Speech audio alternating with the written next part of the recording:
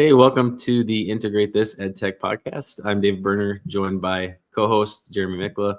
And today we have a special guest with us, Vera Cubero. And we are very excited to have Vera with us. I've been following a bit of the work that has been done in Vera's state, North Carolina, and in regard to AI. But Vera has a wealth of knowledge, different topics, and we're very excited to have you on as a guest. And so welcome to the show. And if you don't mind kind of taking things over and telling us how you got to where you got to today and the different experiences that you've had. Okay, sure thing. Well, thanks for inviting me on. I appreciate it. As he said, I'm Vera Cubero. Right now I'm serving as the Emerging Technologies Consultant for North Carolina Department of Public Instruction. But of course, we mainly are focused on AI at this time. But I am right now 30-year veteran of public education, all of it in North Carolina schools. So I started out as a teacher assistant, actually, while my children were really small, worked as a writing coach, and then I became a classroom teacher, taught in middle school English, language arts, and social studies for 14 years.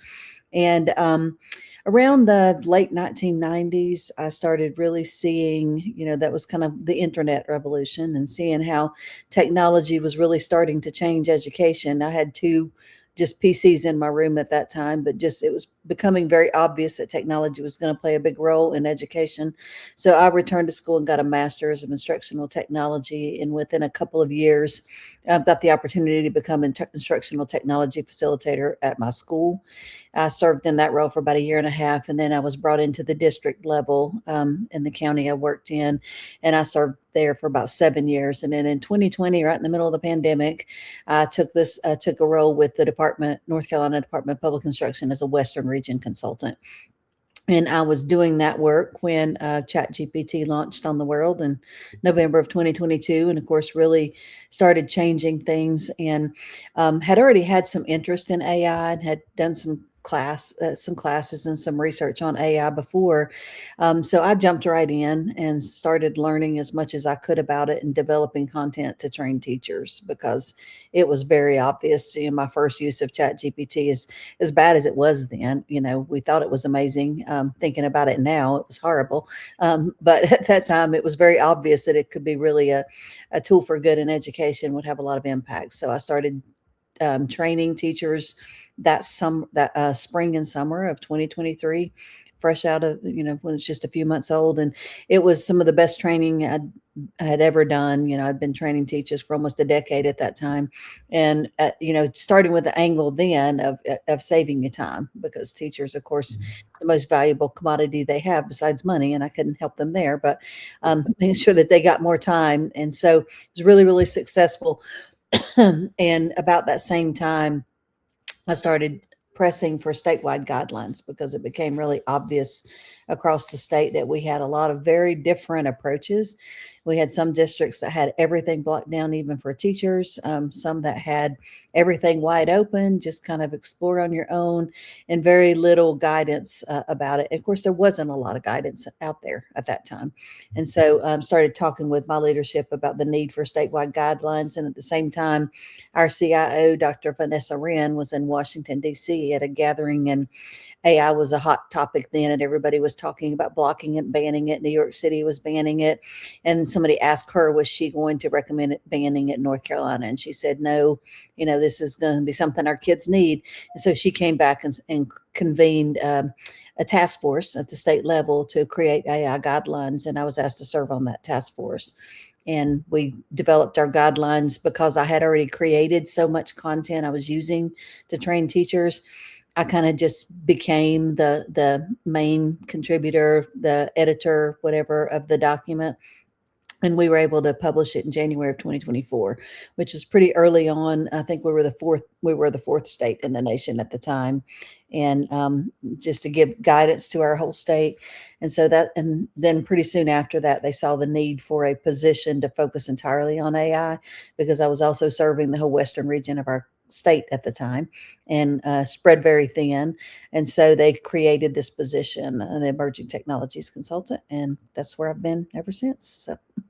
Well, that seems to me, it seems like a lot to wrap your brain around. It just seems like such a massive undertaking to approach it from that statewide perspective.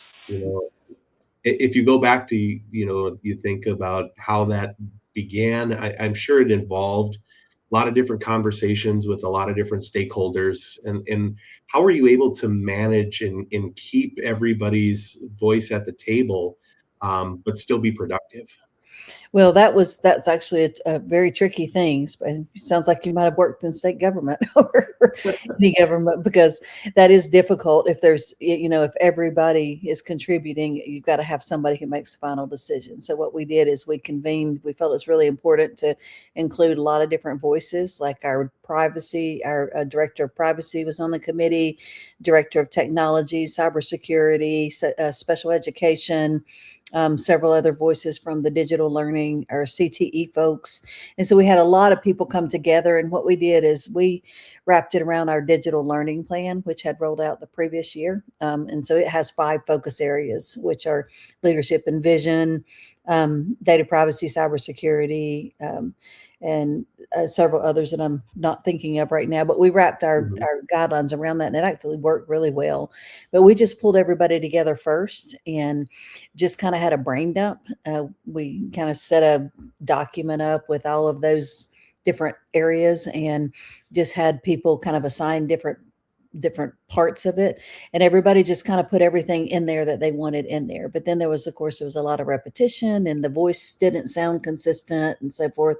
And so I took it from there and just kind of smoothed it out, made it have a consistent voice throughout. But it also added all of the tools that I had already created. I'd already created some frameworks and guidelines, things for teachers, because we wanted it to be something almost like an AI 101, where somebody, if their district wasn't providing them any training, they could take that document, read the whole thing, and walk away with a good base knowledge, and then also some actual tools they could take and implement and use.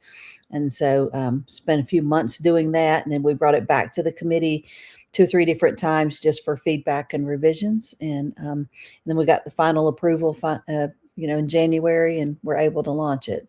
And then it's been, we originally wanted it to be a living document. And so it's guidelines, not policy, because even then it was changing rapidly. Of course, now it's like light speed, much more rapidly, but we knew it was going to need to be changed. And if you make something policy, then a lot of times that becomes very, very difficult to ever change it. And you can't keep pace with the changes that need to be made. So we made it a living document, and I've managed it since, and it's gone through about 26 revisions, I think, most of them fairly minor, because, new capabilities come out and new threats that, we become aware of new threats, or just new capabilities and new possibilities that come with those. So most of it's been kind of minor like that.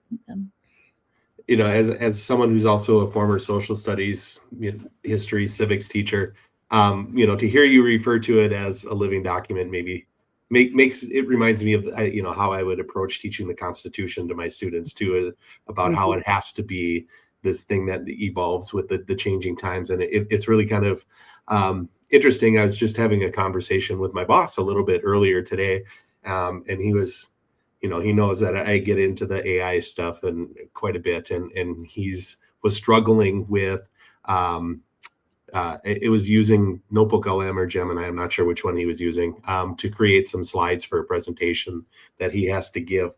And he was getting really frustrated that the formatting on slide 7 didn't match the formatting on slides 8 and 9.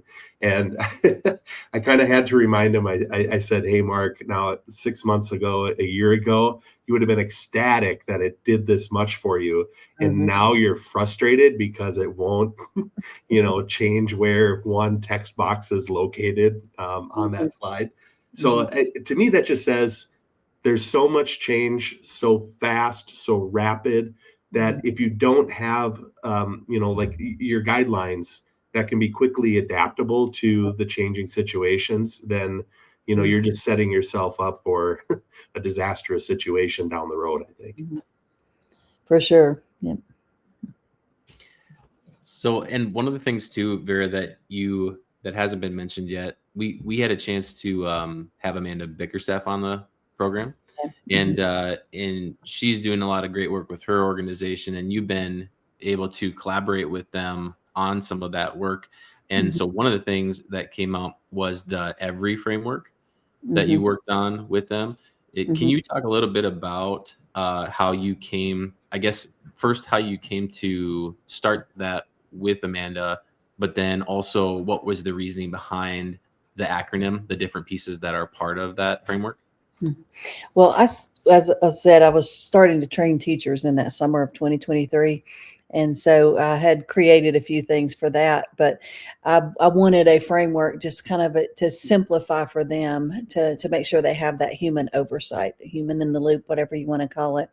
And at the time, ChatGPT was not especially useful at creating acronyms. I tried 10 or 11 times and finally just had to sit down and do it myself. But I kind of came up with that framework as a way to just remind people of their role in creating with AI, because that conversation of academic integrity, of course, started then, but also just wanted to make sure that people weren't just creating AI slop and passing it on to their students. And so I came up with that acronym and had posted it on LinkedIn, I think, or somewhere. And I already knew Amanda. We'd worked together. She came in and done some work for us in North Carolina for our first AI collaborative. So, I was on her on her webinar one time. So she reached out to me and said she'd like to collaborate on it and get it on her website. So they took it, made it beautiful, made a few changes to it and published it on there, which I was happy to have that connection, because she has, of course, a very huge audience. And so it gave it a good audience. We did make one revision to it. That second E at first was edit, and we changed that to engage. And that's kind of the version 2 to kind of make sure we emphasize that you don't just take the first thing it gives you, that you engage with it and keep improving the output. And so we made that change. And so that's the current version of it. But Amanda's great. She does wonderful work. And when I first started learning about AI and, December of 2023 and January 2024 or 23 and 24, she was one of the only people out there that was really doing this work. There was, now there's a million, but she was one of the first that was really creating good, solid guidance for people in education to use AI. So we connected quite a bit over the 3 years. Seems like a decade. And have you found when teachers are engaging with that framework, is there a piece of it that you think they struggle with the most, or that, just with their exposure to AI, is there any piece in there where that you've seen them struggle with just understanding a certain concept or a piece of it, or maybe even some aha moments too? Yeah, well, I think the verification step for sure, where you're verifying the facts and figures and data and checking it for bias and stuff, that's something that people still struggle with. And actually, I think that has gotten more difficult, because as the tools have gotten better, they don't hallucinate or invent as much. And the bias, they've managed to hide it more. And so that's the piece I think most people are still struggling with the most. And it's something that you can't just make it happen to demonstrate it. And so I think that's always been the hardest part. Of course, it's gotten better now. When we first created the framework, ChatGPT did not give you the sources. And so you couldn't really just easily go click. Now, at least all of the tools give you a link that you can check, and you can see, does that link even exist? And if it does, is it a reasonable link, and is that information there? So that has gotten easier. But as the tools get better, people get more trusting of them. And so sometimes they forget to do the verification step. And so I think that would be the one people struggle with the most. The last one, that you are responsible, the making sure that you disclose it too. I think that has changed. So we're seeing some, like somebody asked me the other day, so if I use AI to write an email, do I need to verify that? 2 years ago, I would have said yes. But now that's almost becoming so commonplace that, that's changing as well. And so the amount of disclosure that you need to use and when you disclose, I think that's going to be very fluid. But the framework itself has stayed very relevant. And so it hasn't changed. Just some of the micro pieces of it are changing as the tools, develop and emerge. Yeah. I was reading somewhere that you had talked about or used the phrase homework apocalypse. Hmm. In reference to, AI can do a lot of traditional assignments for teachers. And, David and I have had some conversations before too, where, we talk about, if you're creating assignments that allow students to just be able to push an easy button to get the answers that they need to complete their homework is, like, what are you really assigning students to do? Back in the day, I think I would have said, if everything is Googleable, why even bother with it? And if everything is AIable, what's missing? What are some suggestions you can give to teachers to avoid falling into that trap? Because, I know there's things out there where you can have AI checkers, which I've got my own opinions on here too, but I'd love to hear what your thoughts about those are here. But if we want to get to that next, we certainly can. But also, I think, it's this idea that we need to be looking at what our objectives are for our students. What are we asking them really to learn? So I kind of want to get your take on that, maybe starting with that homework apocalypse idea. Mm-hmm. And what I can't take take credit for that term, Okay. because that was Ethan Mollick. He's somebody I follow. I'm sure you guys have heard of him, and he wrote an essay probably 2 years ago now, predicting this homework apocalypse. And so I borrowed the term and I do use it, but it is, like, as you said, if what they're doing can be outsourced to AI, and you really cannot ever know if all you're doing is focusing on that end result and you're giving them the type of work that AI can easily do, then you will not ever know from now on whether a student's actually doing their work or not. And, even if you take the devices in class, you give them paper and pencil, when they go home, some students are going to have, an advantage, and they're going to have access to those tools. And you already kind of mentioned the AI detectors. They just do not work. And so they've been proven time and time again to be much less accurate than they say. And so there's a lot of, the potential there to falsely accuse a student, to me, is just an untenable option. And so there's also some ethical considerations about, there was a study done that it's a proven fact that they do falsely flag non-native English speakers at a higher rate. Some common sense media surveys that went out, they weren't like actual research studies, but they surveyed kids.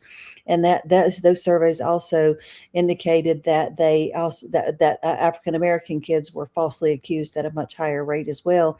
And I have myself very strong suspicions that the students that have dyslexia and text disabilities are also being identified at a much higher rate. And then there's also the truth of it is that a lot of students are using it and not being identified because they have the prompting skills and things to kind of fly under the radar. And so for me, that is just a no-go. We recommend strongly against the use of those tools. And so knowing that students have access to these very powerful tools at their disposal, that you cannot detect them. And then equally important, that they're going to need, and there's tons of research out there and predictions for the job market, they're going to need to know how to work with the tools. And so that brings us to a point where if we continue to assign these factory model types of assignments, the multiple choice, short answer, only write one right answer, formulate 5-paragraph essays, all of those assignments of the past, we're not preparing our kids for the future. And so we have to think about, how do we redesign the instruction in order to make sure that students are learning. Obviously, they have to learn the content, and we have standards we have to teach, but they also need to be learning those durable skills that are becoming more and more important in the job market. And we have a portrait of the graduate in North Carolina that lists 7 durable skills, but they're the same ones that you hear on all of the job predictions, like communication, collaboration, critical thinking. Ours also has empathy in it, which it came out before ChatGPT, but empathy is becoming one of the more required skills, learner's responsibility or learner's mindset and personal responsibility. And so how do you teach those as well? And those are not things you can just say, okay, class, today we're going to learn critical thinking. They have to be embedded and infused within everything you do. And so redesigning the instruction is what we have to do. We have to think about how to teach these kids in a whole new way. And that's the hardest thing for teachers. That's what teachers have really been struggling the most with, because, it's not how they were taught to teach. And so that's been a lot of my effort the last couple of years, digging in and trying to give some supports to teachers to try to help them think through different ways of doing it. And when we first wrote the guidelines, we were focusing most on AI resistant assignments. Now, how do you give an assignment that a kid it's not as easy to use AI on, but we've kind of shifted now and focusing more on assignments that really infuse those durable skills. And so done a lot of work on micro PBL 2.0, these AI infused kind of short cycle PBL units. And I've created an app that we've used in our trainings where teachers can put a single standard in it, the location where they live, the number of days they have, and any kind of things about their class, context, that they can give it context, and it will co-create with them a micro PBL unit. And it works unlike the ones where you just kind of push the button and go, and then it spits out the whole unit. It makes the teacher kind of part of the process. And I did that intentionally because I want to reinforce that synergy between the human and the AI and that human oversight. And so it creates with them, and they have to give insight and approval through the whole process, but it'll create that PBL unit. And that's been really successful for kind of turning the light bulb on for teachers and helping them understand, yes, you can actually teach with AI. And then recently, I've also created a framework that's in our guidelines called the Human Agency Framework. And I created a Gemini gem to kind of go with that and does the same thing. Like they can give a standard and it will help them devise a way that kind of assumes AI use. What can you do to make sure that the human agency, that they're staying in the loop, like instead of just, solve these math problems, give them some kind of context to it, localized context, which I think is very important, that place-based learning. And so those are some of the things we're doing to try to support teachers. And of course, we don't have all of the answers. We're learning, figuring it out as we go. But I think those have been very successful so far for helping kind of guide teachers and help them reimagine what learning is going to look like in this new world. I think you hit on some important things there that when I talk to groups of teachers and when I encounter that resistance of teachers towards AI, and I think some of it has to do with what you were saying about, it's very difficult for teachers to say, hey, the way that I've taught this lesson for the last 5-10 years is not as effective anymore. And what could help me get to that point? And I think by you describing that process where they are integrally involved with the AI and helping to design a lesson that's going to meet that objective, that standard. And then the other unique thing that I thought that you added to that is the local piece, because it has to fit in with the standards of not just their district, their building, but their larger community as well. And so that's really interesting how you're able to tie that in. And I think that would help to lessen some of that resistance that a teacher might bring to it, because, at the same time, I think, we need to make sure that we're honoring the teachers and the experience that they have, and that they do have a lot of tricks in their bags and tools up their sleeves and all of that, that aren't even technology related, that are still an integral part of who they are and how they teach. And I think by allowing them to partner with AI as that assistant, as that co-pilot, or whatever you want to, call that role, really then the teacher can see that, no, this is still me. I recognize that how I carry out this lesson are still everything that I have experienced and learned. It's my, knowledge of the pedagogy. It's my relationships I've built with those students. And I'm just adding this little piece to help really ramp up the learning that's taking place. Yeah, I think that's crucial. And I've had several opportunities to lead a group of teachers through that process. And it really is amazing. They're amazed because a lot of them, if you don't really know how to prompt deeply, and, if you're just using AI as a newcomer, you don't see the power of it. But whenever you're using a tool like that, that's really trained on all of the resources it's trained and trained to work with the teacher, it really turns a lot of light bulbs on them. And so for a teacher to come up with just a random standard from their curriculum and find some way to tie that to their local area and pull together a unit would be very, very difficult. But that's where the AI comes in, that ability to synthesize that information. And so it really helps to show them that. And I think that's how we build teacher fluency, because our teachers really need to be AI fluent also. And they're not going to get it just by going and pressing a button and, presto, out comes an assignment. And so I think it's really important that we build that fluency with them and help them learn. And that job embedded, that kind of training is where I think is the most productive, where they're actually doing something that really applies to their real life role, whatever it is, and helping to be a part of it and guiding it. So, and we've talked about teachers a bit and the importance of training them up. As far as students are concerned, how are you describing, and you've said this before, is the new digital divide? How would you describe that for listeners who aren't familiar with what that might mean? What's the new digital divide, and maybe what does that look like actually on the ground? So if you just wanted to say, like in North Carolina, what does that look like, or what concerns you most about that new digital divide? Well, I have a huge concern about it, because I really feel like that we've for the last 3 or 4 years, they've been talking about the job predictions, how in the future it's going to really hit the job market. And most people were looking at a 2030 date when that was going to happen, but we're seeing that happen now in real time.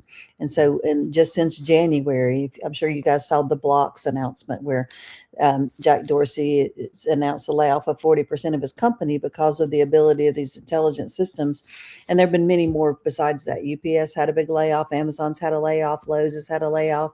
And most of them are pointing to this fact that the AI systems allow them to work with leaner teams. And so those entry-level jobs that used to be the staple for, that would tell kids, get good grades, get into a good school, you'll get a good job. That pathway is kind of disintegrating for our kids. And most of the kids know that. I've talked to a lot of kids, and we've had a lot of student forums, and they're very well aware of it. But my concern is that the students who are not getting opportunities while they're in school to build their AI literacy, which I feel like really AI literacy is the floor. AI fluency is really what they need to have before they graduate. That's why our timeline kind of goes through that progression. But they're going out and they're entering a job market where they're going to be at a disadvantage. And if our poorer school districts, the more lower resource school districts, the students that go to those, if they're not getting those opportunities, a lot of times they're at a disadvantage already through poverty and whatever. And they're going to go out and they're going to be at a greater disadvantage. They're going to be competing for jobs against students that have had those opportunities. And so I feel like that is going to create a much larger, much more serious digital divide than the previous digital divide. And so we have to make sure that all of our students are getting those opportunities to learn about AI when they're young, start learning with AI, and then start moving toward that ability to manage AI before they graduate, because that's what's going to be expected in the job market. And I've already referenced, job predictions, but it doesn't matter which one you look at. They're all kind of predicting that there is going to be, a huge shift, and nobody knows exactly what it's going to be. But the white collar jobs seem to be the ones that are going to be hit first, hit the most. And there's also some research done that the unemployment rate has risen in those younger entry-level jobs, but the more experienced people that are able to use AI to augment their work instead of just automate it or have kind of remained stable. And we don't know how long that will be, but I just feel like that we're setting them up for failure. And I've had some people argue that, well, what about our kids that can't read? They should be pulled out for reading classes instead of doing AI classes. And why would we do that? That's just going to, that you can't read and now you don't know anything about AI either. That's just like 2 strikes against you instead of 1. And so, of course, literacy is super important. And if you're a good reader and a good communicator, you're going to work much more effectively with AI tools. But that to me is like saying, well, if he can't do math, we can't let him learn to read either. That doesn't make sense to me. And so a lot of people just don't value it as much as they value the other literacies. But I think in the world they're going into, it's going to be just as important as the other literacies are. Yeah, and one of the things too, you alluded to them having to have these skills as they are starting to enter the job market, and be more AI literate, understand how these programs work, these systems work, and it resonates with in our area too, in Southwest Minnesota. One of the things that we see is a lot of schools they're doing the trainings and they're doing the work to get their teachers trained up in that. As far as, it does vary from school to school as far as what they're willing to expose students to. But if you're thinking about the students and their future years and what the job market may turn out to look like, what do you think is like the baseline, the minimum thing that schools should offer so that their kids aren't starting from, they're not already behind by the time they graduate? Like what's the bare minimum that, like, take a school that hasn't exposed any of their students to AI, what would you say would be like, this is the thing that every student should start to understand? And I know with North Carolina too, it's done a lot of great work that you've done with the state in terms of like those grade spans and things like that. But if you're just saying like no student knows anything about AI, I know that's not the case. Kids are doing things on their own. But what in your mind is the baseline? Well, I think at the barest minimum, and this is really like scraping the floor, but I think they need to know, what is generative AI on a base level? How does it work? What are the concerns and considerations of it? Because they need that ability to discern whether they should use it or not, and what it's good at, what it's not. And that is in that, that whole thing of being able to evaluate and oversee it as the human would be the very bare minimum. But of course we're reaching for much higher than that. We don't our guidelines don't recommend exposing elementary students to chatbots for a lot of reasons, but we even our elementary kids, we expect that they're learning about it, and they can learn about it without being exposed to it, to kind of help them understand what it is. They can learn about machine learning through something like that code.org Oceans game, or going on to Teachable Machine, and they can do some things like that don't really expose them to the dangers of chatbots. But then in middle school, we really feel like students should be getting some very teacher guided uses of AI. In that range, we really do kind of recommend that they use something like some of the ones that do have some teacher oversight, like Magic School, School AI, some of those where the teacher can kind of monitor and see what they're doing. But by high school, I feel like students should be using kind of mainstream tools that they will be using in the real world. And right now, there aren't very many that have a K-12 education plan. Only Gemini has that at this time. And so the other education ones are more for teachers or for colleges, not necessarily students.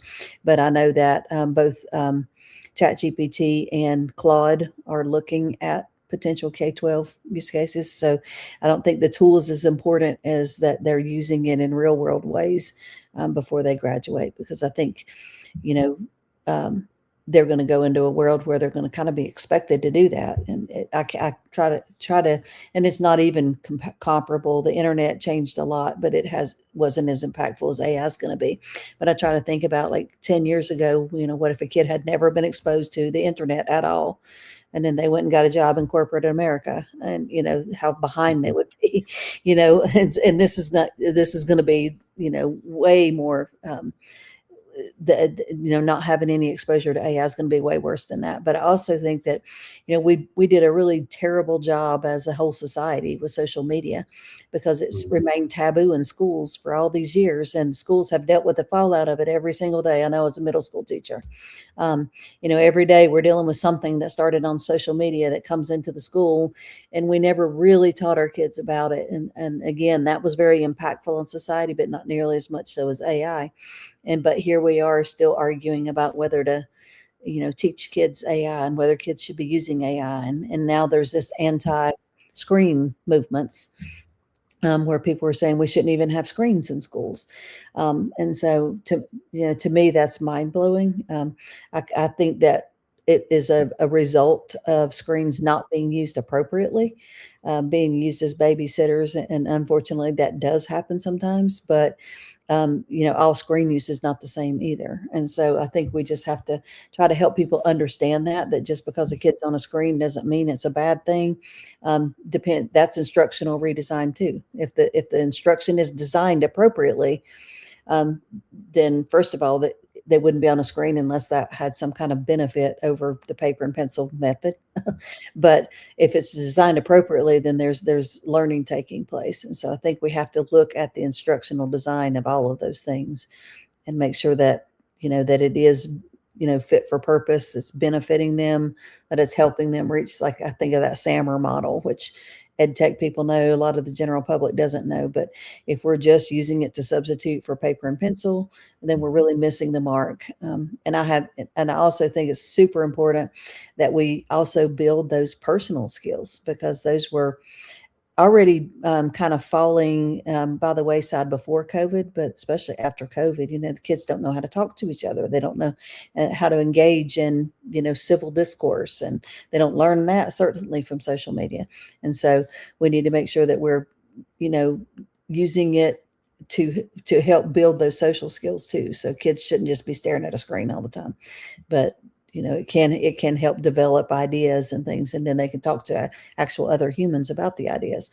And so it's one thing that I also recommend to teachers is just that little bit of oral, if you wonder whether a kid did something with AI or not, you can talk to a kid for 2 minutes and you can know whether they actually use their brain or not, whether they learned anything or not. It doesn't, it's very easy to see whether they just plugged it into AI and didn't learn anything or not.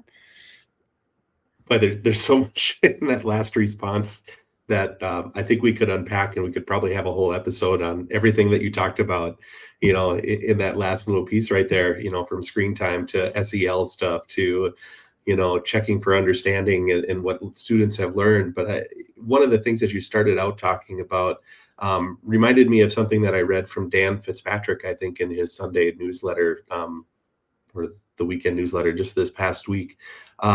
And it had to do with, like you were talking about, like some of the things that, if we're not giving students not just the exposure to AI, but like the hands-on application uses for it, then we're really doing them, a disservice. And I think in one point in the article, he likened it to, you can give all of your students, if you're a music teacher, all of this education and, talk about music theory until you bore every kid to death. And they're not going to learn how to play an instrument. Like if you want to get them to be able to use it and use it in a high capacity, that you have to be able to go through some of those up and down times and those kids learning to play the recorder. And I remember my 4th, 5th grade kids, my own ones, playing them at home and wanting to like bust my ears off or something. But I think that's just kind of goes to exactly what you're saying. It literacy can be the floor, but that fluency has to be what we're expecting out of it. Mm-hmm. Yep, and you don't get fluency, as you said, with somebody just talking about it to you. Yeah. Watch all the YouTube videos or anything, but until you get in there and experience it for yourself, then, now I think about 10 hours of use is about what it takes to really, for a teacher. And that's why, like, a lot of people want these one and done AI literacy training so they can check a Yeah. box for 1 hour. You're not going to be anything like AI literate in an hour, And so it's not like a Google Doc. That's what I tell people, it's not like you just learn to use a Google Doc, you're in there for an hour and you set everybody loose. There needs to be those follow-ups and check-ins, and they need to be using it in their job and, job embedded roles, but there should be like PLC groups or something where they're going and sharing and talking about successes, learning from each other. If that's ongoing for, maybe 10 hours, then a teacher has a pretty good understanding of it. And then they're really able to guide the students. But when you get a brand new user for an hour, Is that, do you think, where many teachers are at right now when it comes to AI? Is this, they don't feel comfortable enough themselves in using it, so then therefore they don't feel like they should be, helping their students learn how to use it? I think a lot of teachers are there, and teachers by nature are perfectionists and have very high expectations of themselves. And so that's something I had to really work on myself as a teacher. You want to be the one that has all the answers. And so it takes, kind of suspending your comfort level to, accept that your kids probably know more about it than you do, or some of them will. But I think that is a struggle for sure. And so, but I see, we do have a lot of teachers who are doing great things with it and who are, really encouraging teaching their students, but it is uneven. And that's what concerns me. We're talking about that digital divide. Those schools are going to be a lot better. The students are going to be a lot more prepared for their future. We recently had something called the AI Solve-a-thon. I don't know if you have heard of that, but that whole premise of that was that students are using AI to solve a problem in their community. So it's kind of like a PBL, not really curriculum related, but it, it was really good demonstration of that. But what I also saw is that in North Carolina, we do have a lot of charters, but like student population wise, most of our students go to public schools, but about half of our teams were from a charter that's focused on math and science.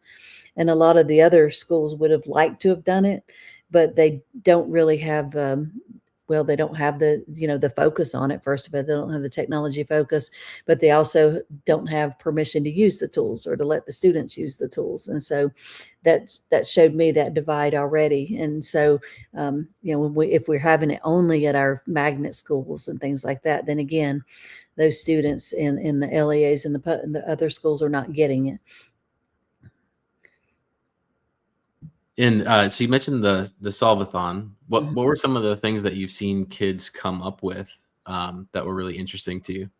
Well, it was amazing what every one of them came up with. We had 50 teams and just ideas all over the place. But our top 10 that came to the state level, the top winning team was from Cabarrus County Schools, and they created an app called NC Connect. And the whole purpose of the app was to connect low or high poverty people from rural communities to resources where it's really hard to find resources. And so it's a working app that does that, where somebody can put in their location and talk in real time. It translates it and so forth. And so that was a beautiful idea, really showed a lot of empathy.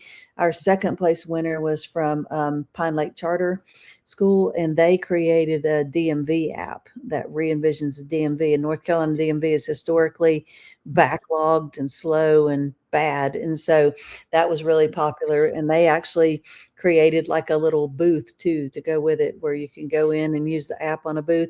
And so it does a lot of things better than the actual DMV website do. And they're actually going to present to the governor in April, to the governor's office, and show the app. So they've had a lot of opportunity. And then our third place winner was from Fayetteville. And I always get the county wrong, but Fayetteville in North Carolina, in kind of a high poverty area. And they created an app and a website to address homelessness. And so kind of to connect the people, the homeless in their community, with resources and help. And so just those. And then there were several others. One created an emotional support chatbot for high schools. One, my local hometown here, we have white squirrels in Brevard, North Carolina, and they get killed on the roads. And so they created something, their solution was to try to save the white squirrels and keep them from getting killed. And so they were just, one created an ASL translator for deaf communities. one of the teams created it's a app called Site Risk, which would evaluate safety on construction sites and like alert people to safety concerns. So just all over the place, but they were all very meaningful and really meant a lot to the students. And having that local connection, they could really see the impact also. And so it's just amazing what kids can do if you give them the intellectual freedom and the support to do it and the tools. And so it was just a really great experience, probably the highlight of my whole teaching career. And so really, and they say they're going to continue it. As you all both know, I'm retiring at the end of this year, but that they intend to continue that and have it every year. So I look forward to seeing what they come up with next year as well. Yeah, that's amazing. And I think it's the coolest thing about it is that it connects so many different things for the students, like their actual the places they live, the things that their state is going through that they could help solve, different issues, being aware of what those issues are. Then at the same time, they're using AI and becoming more and more AI literate as they use it. And it sets a huge example too, I think, for other states to adopt something like that, to encourage students to be, have that ingenuity to create things and solve things. I think it's really, that's something that's really cool. But you did, you did mention that you were retiring. Mm-hmm. And so, but you've launched Cubero Consulting. Mm-hmm. Can you tell us a little bit about what your goals are with that and who you're trying to serve with that? Yep, I will. So Cubero Consulting will launch on June 1st, and it's just going to be a private consulting business to serve education, but also to serve small businesses, because a lot of small businesses are, small business owners are not really aware of what AI can do for them and how productive it can make them, and they don't have the funding to pay for big staffs. And so be supporting a lot of small businesses as well, I hope, and we'll see where that goes in the future. But I did want to say one more thing about the Solvathon, because you reminded me of it. But one of those students on the Solvathon told us that he had learned more in the past 4 or 5 months than he had learned the whole rest of his school career doing that project. And so that really speaks volumes to me also. And I hope that other schools will kind of emulate that, because that's huge. And I told the students, they joined me on a webinar a week or so ago, and I told them, that they have skills that the majority of the world doesn't have now. And, and definitely most people their age. And so just to think, if you actually give a kid the opportunity to go through all the struggles and, the triumphs, and they tried different tools, and, they did a lot of iteration. It was part of what they were judged on, is they had to talk about the struggles they had, and they just learned so much in that. And so I just think it's a great model for other states as well. Yeah, and I can just see, as you're describing that too, the joy that it's bringing to you, to know that you played a role in part of that too. I think it's just great. But now, you've had the opportunity to kind of look back a little bit on your career, and now, as you are stepping out of the official educational capacity here, like, what's something that you see coming up on the horizon that, maybe educators and families, need to be paying more attention to? And there's no fault for a wrong answer here, because you're going to be walking away anyway. So like, no one can even hold you to it, I guess. Well, I think definitely the increase of digital slop, digital plastic, whatever you want to call it. We see that every single day now.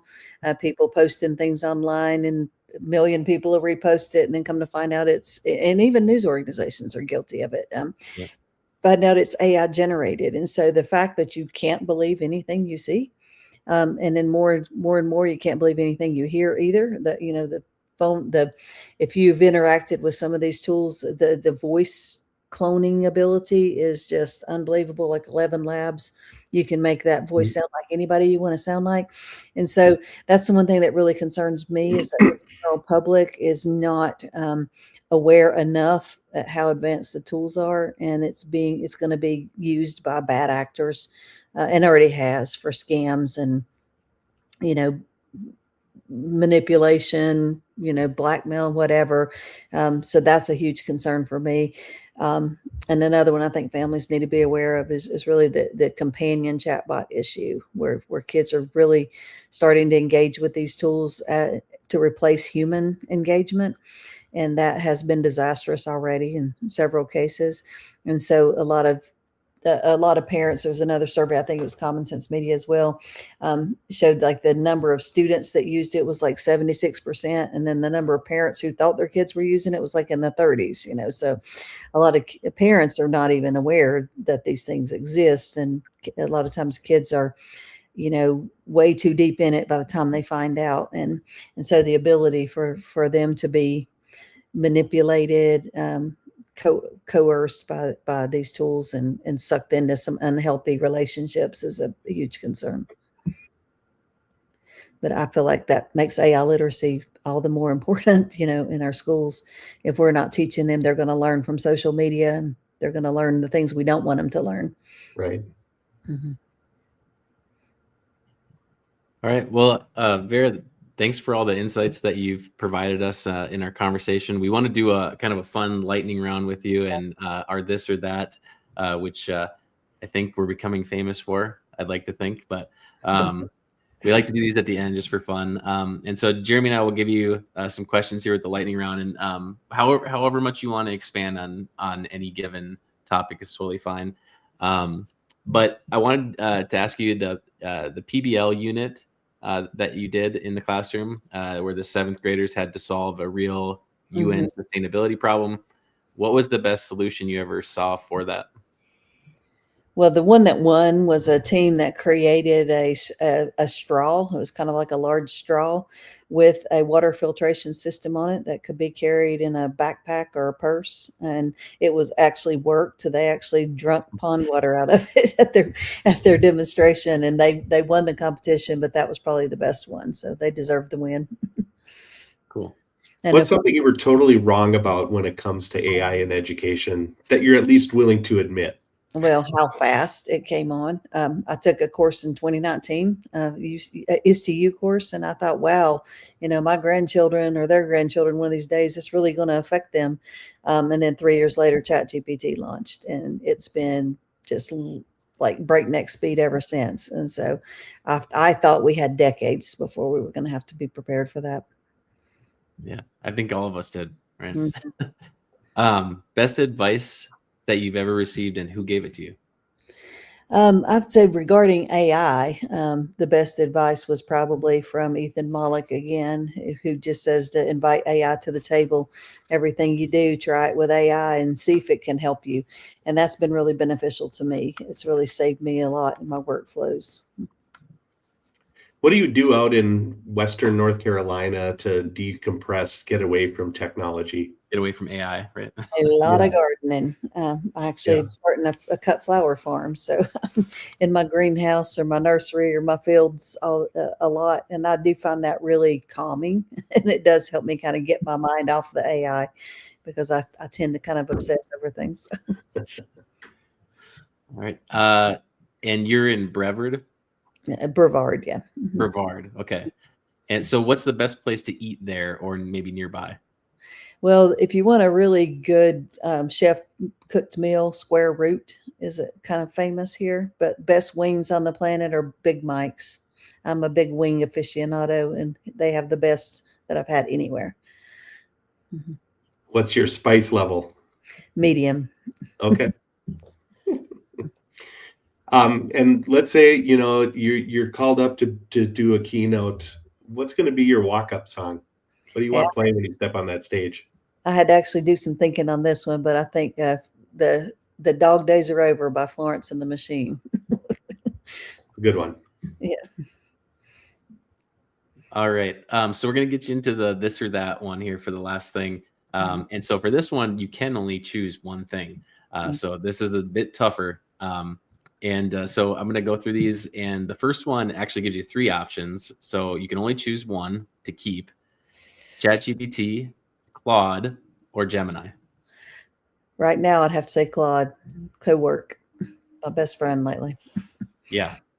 I've been using Claude, and it's been all I've been using. So it's been awesome. I still use them all, but I find it's the most helps me be the most productive. Yeah. Deepfake video or deepfake audio? What scares you more? The video, I think. Okay. Because now it has audio with it. So, Yeah, that's true. Good and point. matches, and, Okay. Ocean or mountains? definitely mountains. I'm a mountain girl. Okay. Mhm. Sounds good. And then big keynote or small group workshop? What do you prefer? Like a keynote, but I like for them to have some hands-on options during it.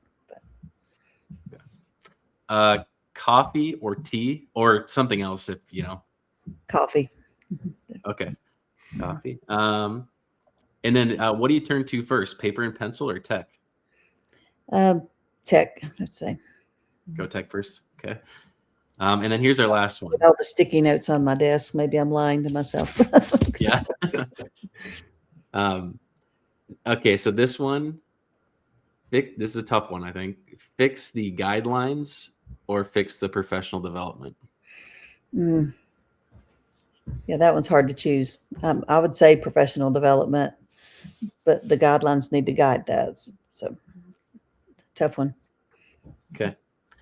All right. Well, we want to thank you again. Is there anything, we mentioned a couple of things during the conversation, but is there anything that you want to plug as far as upcoming events that you're doing, things you're putting on, or, obviously your consulting company, your socials, anything like that you want to mention and that we can provide in our description for the listeners?